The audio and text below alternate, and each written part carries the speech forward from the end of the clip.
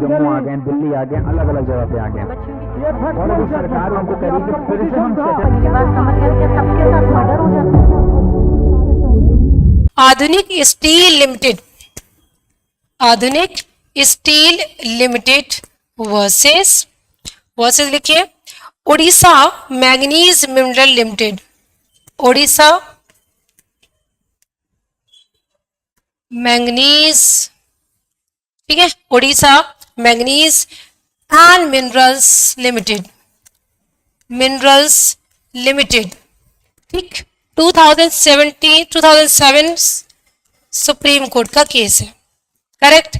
मैं ये केस हमेशा स्टूडेंट को रेफर कराती हूँ एसआरए में, बिकॉज ये केस, हाँ बताती हूँ शिवानी, मैं आपके क्वेश्चन का आंसर ही बताती हूँ। आधुनिक steel limited versus Odisha manganese and minerals limited 2007 is one of the landmark judgment wherein Supreme Court explained the nature of SRA. In this case, Supreme Court clarified this law is a pure procedural law, it's not a substantive law. अब आप कहते हो शिवानी ने कहा मैं what is the difference between procedural law and substantive law, तो मैं छोटा सा ब्रीफ में बता दूं आपको। Always remember any law which defines rights, which provides duties, as well as in case of breach of duties it provides the remedies. Please remember, substantive law मैं short में लिख रही हूँ, देखना क्या होगा। सब्सटेंटिव लॉ में आपको रेमेडीज बताई गई होंगी, यानी मैं अगर ऐसे ब्रीफ में स्टार्टिंग में लिखूं तो इट डिफाइंस राइट्स, ये बताएगा आपके राइट्स क्या है। It also defines your duties, and in case of breach it defines remedies. ऐसा कोई भी लॉ ना Shivani, any law which gives you the definition of rights, provides duties, and in case of breach it also provides the remedies, it is simply a substantive law. For example, आप कहिए law of tort क्या है।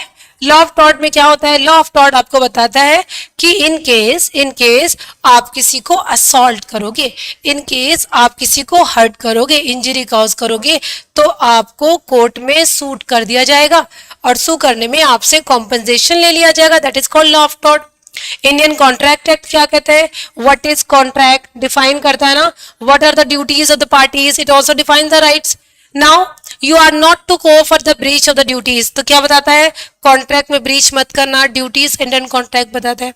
अगर breach हो गया तो section 73 और 74 remedies बताता है।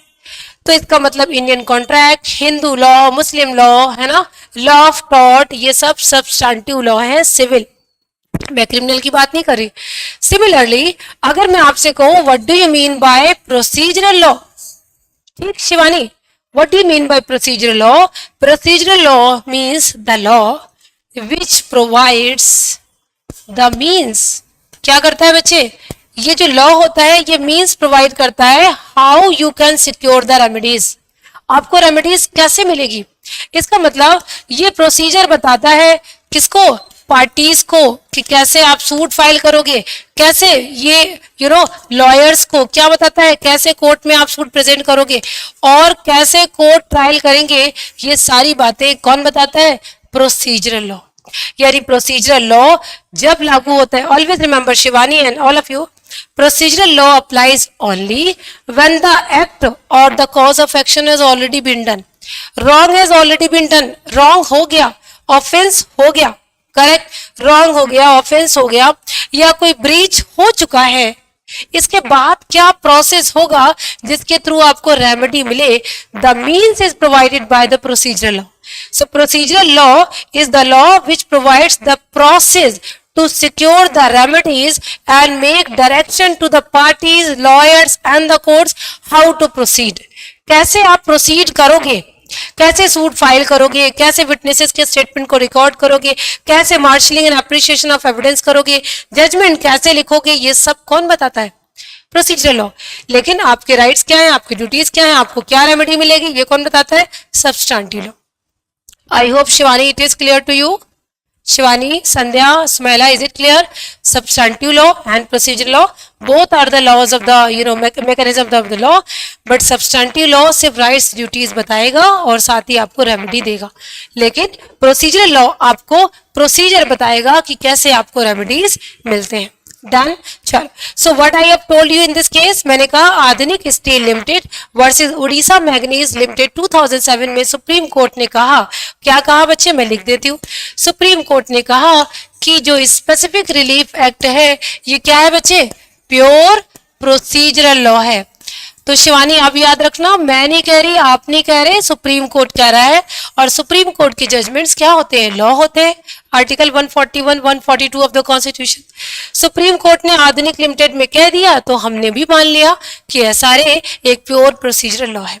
साथ ही साथ मैं आपको बता दूं बच्चे, इसी केस में सुप्रीम कोर्ट ने एक बात और भी कही है जो मैं आपको बता दूं. कहा कि एसआरए रिलीफ इन स्पेसाई है. रिलीफ इन स्पेसाई, रिलीफ इन स्पेसाई का मतलब होता है एग्जैक्ट फुलफिलमेंट ऑफ, यानी रिलीफ में क्या मिलेगा बच्चे, स्माइला रिलीफ में क्या मिलेगा, एग्जैक्ट फुलफिलमेंट ऑफ ऑब्लिगेशन. कहां पर दी गई ऑब्लिगेशन, अंडर कॉन्ट्रैक्ट, और अगर कॉन्ट्रैक्ट नहीं भी हुआ है कोई बात नहीं, under the agreement. So it is not necessary that you should have a contract to for SRA, but अगर agreement है. और भी अगर आप देखोगे कि किसी भी स्टैट्यूटरी लॉ में या कहीं पर भी अगर कोई ड्यूटी आपकी दी गई है तो उसमें, अब मुझे सारे बच्चे बताएंगे आपको ये बात समझ में आ गई जो आधुनिक केस में कहा गया, आधुनिक स्टील लिमिटेड के केस में कहा गया कि स्पेसिफिक रिलीफ एक्ट एक प्योर प्रोसीजरल लॉ है, क्योंकि इसमें आपको प्रोसेस बताई गई है कि किस तरीके से आप स्पेसिफिक परफॉर्मेंस मांग सकते हो. साथ ही साथ इसमें बताया कि this law is relief in specie. Relief in specie का मतलब क्या होता है, मैंने बता दिया, exact fulfilment of the obligation under the contract और एग्रीमेंट. डन बच्चों, समझ आ गया? कोई चीज ऐसी जो ना आई हो मुझे बताओ. Shivani, Sandhya, Smaila, anything that you want to ask without any hesitation पूछो. कोई ऐसी चीज जो नहीं आ रही है पूछो, ठीक है. Is it clear? साइटेशन, हाँ साइटेशन मैंने बोला है ना शायद, वेयर इट इज रिटन आ गया. हाँ 2007 सुप्रीम कोर्ट का पूरा साइटेशन भी आप लिख सकते हो, लेकिन वैसे 2007 सुप्रीम कोर्ट, ठीक है Shivani. So this is the case for the 2007. Subscribe for more content.